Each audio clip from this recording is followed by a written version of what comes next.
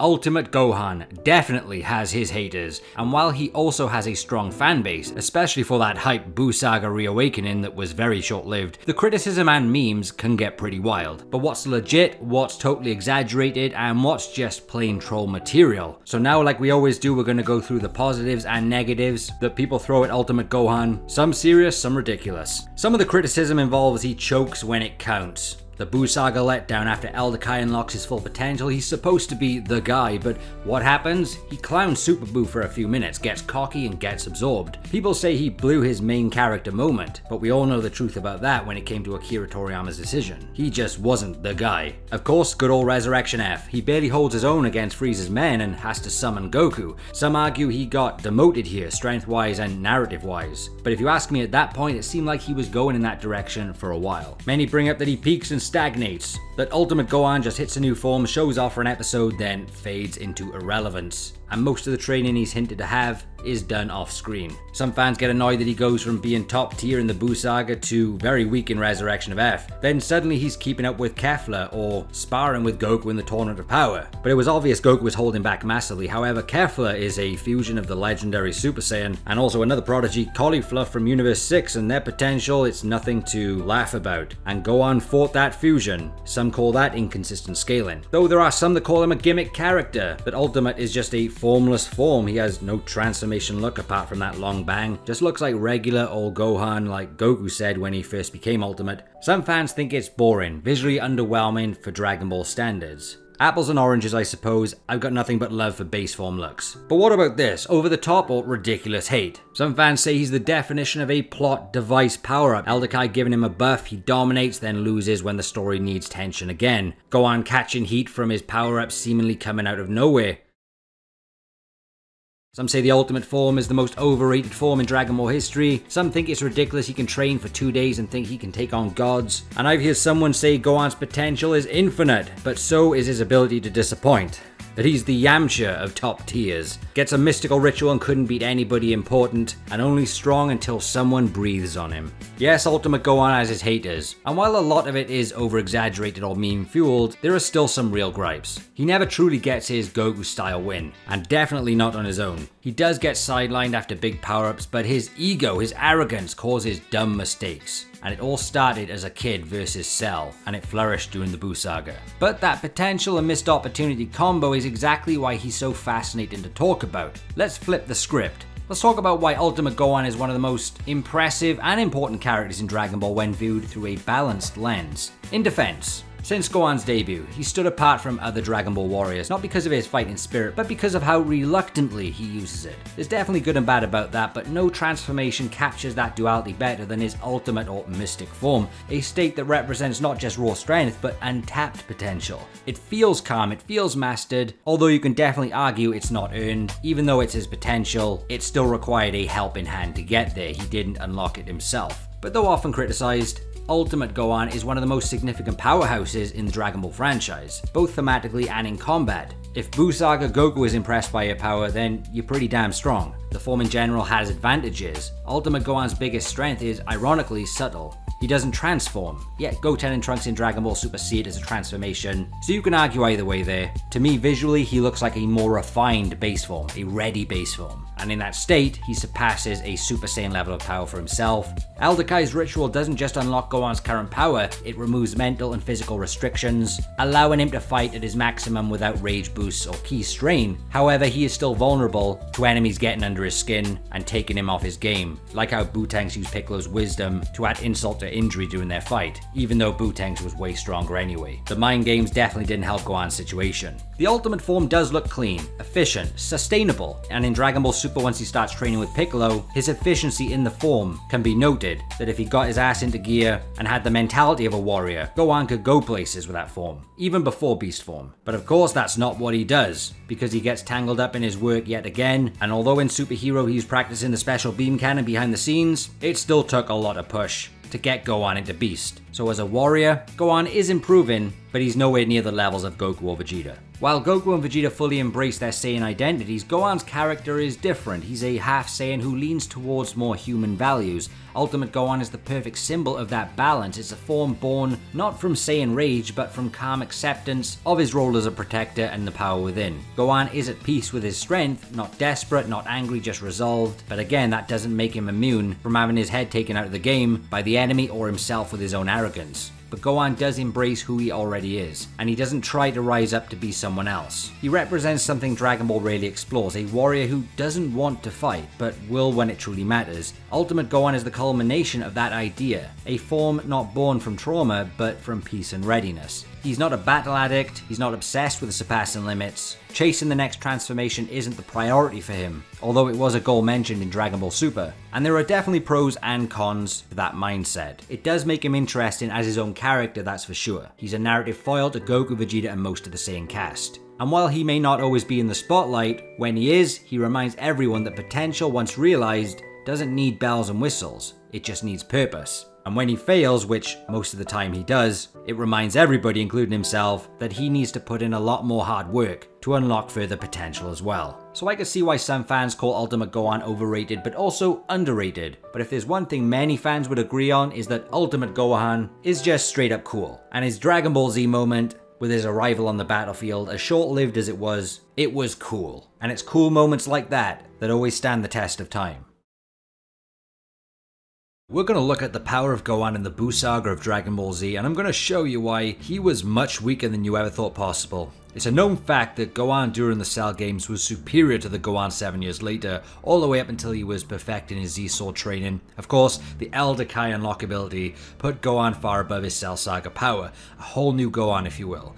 But to get to that point, Gohan suffered a tremendous dip in power, and no, I'm not even referring to his battle with Dabura. I'm talking about much earlier in the Buu Saga, before the World Tournament even began. In fact, his level of power at this specific moment I'm talking about makes Resurrection F Gohan not look as bad in comparison, or at best, early Buu Saga Gohan gets to share the same Resurrection fodder Gohan shame. Either way, Gohan sucks very badly after the 7-year time skip, so get ready for this rattle of the cage. Vegeta spots Gohan talking to Trunks, and the first thing Vegeta brings up is for Gohan not to overlook his training just because it's peaceful. So there's a chance upon Vegeta's first assessment of Gohan's power up close, albeit his base form, that he can instantly read that his resting suppressed power is far lower than what it should be, that its power not even at the ready, as well as Gohan's presentation in general, in front of Vegeta, appearing as Frieza soldier level fodder. Vegeta says that he will enter the Budokai if Gohan does, because he wants to prove a point after all. He's now comfortable, he can take on Gohan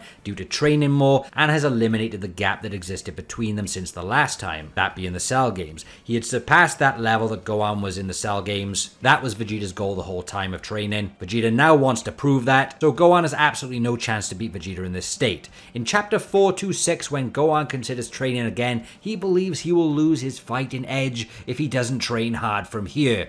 This shows that Gohan is not only lacking in performance, that his mind is so overconfident in the power he has at this minute. He thinks he has a major advantage despite characters like Vegeta and Piccolo have kept training. At this point, I bet 10 million Zenny that Piccolo and Tien could beat Gohan's current level due to a number of factors, mainly mind, body, and spirit, not being in Gohan's favor. He thinks he's something special, but he's really not at this point. When he begins training with Goten, Gohan's terrible performance is a combination of his lack of training and the fact Goten is incredibly stronger with way more potential. Case in point, the first rock thrown from a casual base form Goten puts Super Saiyan Gohan into a sweating panic. Let me say that again.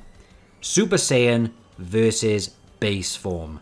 Gohan even admits that he, that being Gohan, is getting better when dodging Goten's rock throws from greater distance, to which Goten turns Super Saiyan and Gohan retreats into the sky in a panic from Goten's attacks. Yes, Gohan as a Super Saiyan was pitiful here. That's how far he fell off after the Cell games. He didn't fall off to the level he fought Kibito as and turned Super Saiyan 2, no. Gohan was much worse before that moment. Goten even informs Gohan that Trunks is stronger than himself and they fight for fun often, to which Gohan is worried that they will become stronger than him. Yes, it's even pinged now, which in his current condition likely already are stronger than Gohan anyway. Official guides state Goten's power isn't the least bit inferior to Gohan overall, and that's considering Gohan has Super Saiyan 2 where Goten only has Super Saiyan 1. That makes it even funnier, not to mention Gohan in his current condition likely couldn't even tap into Super Saiyan 2 yet, let alone hold on to it. Remember, he hasn't even trained for the Budokai yet. He's not the same Gohan that faced Kibito and became Super Saiyan 2. This Gohan is really pathetic. Now, Gohan and Goten trained with Videl for 10 days. In that time, they had no time to train seriously themselves until the days after where there weren't many left anyway. But in that time, I'll give credit where credit is due. Gohan did regain some of the power he had in the Cell games by being able to transform into Super Saiyan 2 against Kibito, although still noticeably weaker than the Cell games version. Vegeta said even as Super Saiyan 2, he wasn't even close to the level he fought Cell. Think about how bad he actually was early Buu Saga before training again. The abysmal mess of a power level that he was in the High School Saiyaman arc. If Gohan didn't have Goten to train with for the remaining days up until the Budokai, there's no way he would have regained some of that lost power. This is proven in the past and even in the future that Gohan is not capable of effectively training on his own unless his hand is held and coached by someone else. Look at future Gohan. That was Gohan after he had his potential unlocked by Guru on Namek. He was a full-grown man, became a Super Saiyan and fought his whole life, but still resulted in a power level below that of Android Saga Super Saiyans from the main timeline. Case in point, Goten saved Gohan's power. Well, some of it. Why is early Buu Saga Gohan worse than Resurrection F Gohan, or at least down at the same level at the bottom of the dumpster? Because at least Resurrection F Gohan knew and admitted he was rubbish somewhat. Buu Saga Gohan, the whole damn saga, was so overconfident that he couldn't even see the forest through the trees. It wasn't until he trained with Goten did something start to ping. But the Buu Saga was 2 days overall, so there wasn't enough time to get into his thick skull. Resurrection fodder Gohan had to face much stronger characters in order to get decimated, a Frieza that actually trained, but was actually becoming super successful in his work outside of fighting, whereas early Buu Saga Gohan, he had 7 years of studying, no school, just studying. It's not like he had a job, and he still didn't bother to go for a quick run. Yet he still felt like he was something special. Times of peace made him weak mentally as well. Look at how he talked down to Goten about becoming a Super Saiyan. What a disgraceful attitude to his little brother. The little brother that almost knocked his teeth out. The beatings that Majin Buu gave Gohan on 2 separate occasions weren't the humblings that he just needed. They were the humblings that he deserved. Where Resurrection F Gohan suffered something similar, as poor as his power was, at least he knew it was inevitable that he's going to get his ass kicked because of his own lack of training. Unlike Buu Saga Gohan, that thought he was some golden prophecy until Goten showed up and made him bend the knee in disgrace. Let's take a look at the Dragon Ball manga by Akira Toriyama and establish what exactly happened right before Buu lost his Gotenks fusion power. Basically, Goku confronted Buu and became a Super Saiyan 3 whilst Gohan searched for the earring that he pathetically dropped. Seconds before that was some smack talk between Goku and Buu whilst the fearsome role model Tien got sucker kicked from behind. But seconds before that, Goku appeared and used a Destructo Disc on Buu to save Gohan and the others from Buu's energy blast. Now without adjusting Buu's fusion timer, let's go with a situation where Goku didn't show up. The question to ask is, would Gohan survive Buu's energy ball and be able to hold on for another minute or so to be able to take on Peekaboo? But I would say Peekaboo is around Super Buu levels. Either way, the chances of Gohan surviving the energy ball are slim. For even if he survived it, Peekaboo would pick off the pieces left, as Gohan wouldn't have the body to defend himself. That being said, Dende did heal Gohan right before Tien showed up, so it is a fresh Gohan taking on Buu-Tanks' strong energy ball. Can he one-shot a fresh Ultimate Gohan? Potentially. That's what he was intending to do, but Buu was also impressed with how tenacious Gohan was by getting out of the Galactic Donuts when he was on death's door. I mean, Buu was intended to blow the planet up too, so Gohan would definitely have to endure the ball to protect everyone. He can't dodge it. But let's say he survived. He would have been butchered way more than he had been in the entire fight, and Super Buu would simply absorb his corpse. Let him rest inside a pod, heal up, and gain more power anyway. So it's very important that Goku does show up in this situation, or this what-if scenario with Gohan as the center focus will end abruptly. So let's change the decision making after Buu-Tanks loses his fusion power and Gohan steps up to fight Buu. It still wouldn't matter because during a simple conversation, Gohan got absorbed. So in order for Gohan to beat Buu, he would have to avoid the part of Buu that was going to absorb him. I feel then in this situation, Gohan has a better chance to win because 1, he's fresh after Dende healed him up, and 2, Goku is there to make sure Buu doesn't do any more sneaky moves. You would think Gohan should defeat a Super Buu level power with Goku spectating, but here's a big problem. Buu is a lot smarter with Piccolo absorbed, and I feel he's far more dangerous than a regular Super Buu, especially in terms of mind games knowing Gohan. I feel this would eventually have to be a 2-on-1 because I have no confidence in Gohan securing a victory over Piccaboo alone comfortably. I'm not saying it's impossible, but it's definitely risky based on Gohan's mentality and readiness as a warrior being absolutely terrible. Does Gohan beat the crap out of him instantly before Piccolo's mind games get tricky and eventually absorb him? The moment Buu became weaker and lost his fusion power would create a moment of distraction in Gohan and ultimately make him overconfident yet again. Gohan never got rid of that mentality up until Piccolo started training him for the Tournament of Power.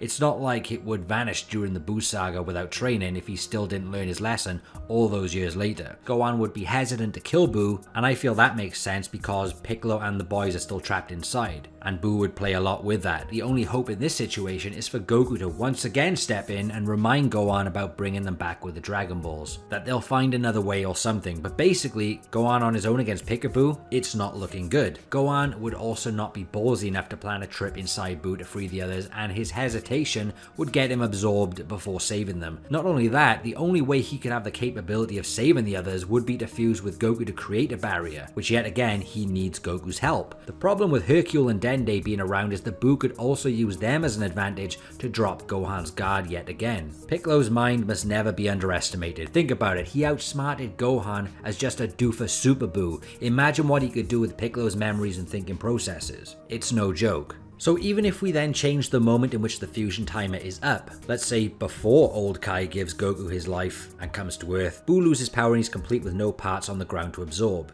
because Goku didn't cut him up. The only way I see Gohan winning in this situation is for him to rush Buu and go all out before Buu does something naughty, but as explained just a moment ago, it's going to have to be Gohan finishing Buu without hesitation, which I don't think he's capable of. Even with all that rage as Super Saiyan 2 in the Cell games, he still found it in himself to stall and slow torture Cell. So honestly, I can't see any situation here where Gohan is beating Piccaboo unless we turn him into Future Trunks 2.0 versus the androids, where there's absolutely no mercy or time for discussion. But I just think Gohan would be too hesitant due to Piccolo, Trunks and Goten being inside Buu, not to mention, once again, his own inadequacy as a warrior. So without Goku there, Gohan meets the same fate in my opinion. If Goku can't do it, who will? Well, the answer is Tien. I'm sure the role model would think of something. Even if it's delivering some Neo Tri-Beams to hold Buu down whilst Gohan blasts Buu away with a huge Super Kamehameha. That would be the perfect world scenario without Goku there. And even if Goku did turn up, hell, get Dende to heal Tien a bit quick and stick to the plan because it's a better one than Gohan taking on Buu all by himself. But you guys let me know in the comments how you think Gohan would fare against Buu if Gotenks' timer ran out sooner. It's not like I don't want Gohan to win or anything, I just wish he could in this situation, but based on his track record, I just don't think he was dependable enough, despite having great power.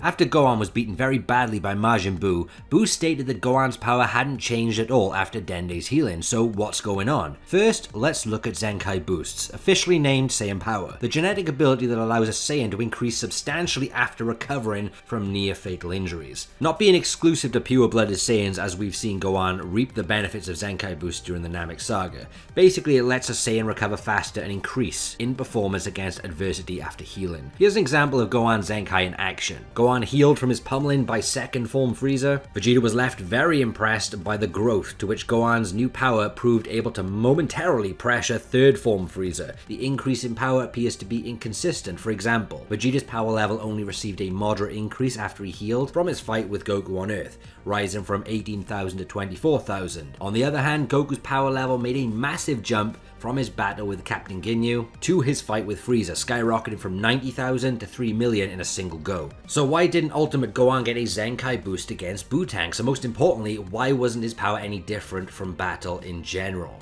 It's typically theorized by fans that Gohan had his entire potential at that time unlocked by the old Kai, that there are no reserves left in his tank to draw from. I always see characters having a temporary ceiling to their potential in each arc, until the next arc's plot requires them to get stronger. That's how Dragon Ball typically works, so it's simply explained that Gohan was tapped out in terms of potential in the Buu arc. That was his maximum. Of course, this goes against everything after in Dragon Ball Super and GT, where the characters are stated in official material to return to training and evidently grow stronger. But as far as Dragon Ball Z goes, in the original manga by Toriyama, did Zenkai boosts simply end? And if so, where were the cutoff points? After the events of Namek, Saiyan power seems to have been diminished in both potency and importance. In the Dragon Ball Super manga, Future Trunks theorizes that Saiyans can only increase their power from this ability up to a certain point. This theory came from the fact Vegeta had already reached well beyond normal Saiyan limits and fared no better in a second round against Goku Black, who is a special case and can exploit the Zenkai somehow, because that's his design. Ironically, in the anime, Black could still improve further by exploiting Saiyan power despite being at a higher level of power than Goku and Vegeta at the same time,